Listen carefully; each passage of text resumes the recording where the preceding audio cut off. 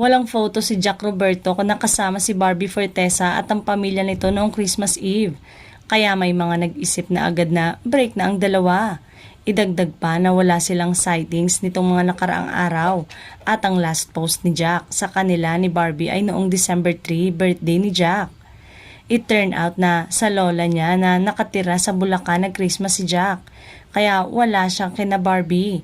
Bukod sa kanyang lola, nakasama rin niya raw ang ilang kamag-anak na tuwang-tuwa tiyak na makita ang aktor.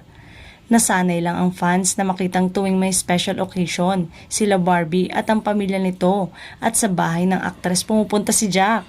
Pero nagawan nga ng intriga na baka hiwalay na sila. Samantala, pagbigyan kaya ng GMA7 ng request ng fans na Barbie at Jack na ngayong tapos na ang pulang araw ni Barbie. Sana sila naman ang pagsamahin sa serye. Unless may bagong project ang Barda.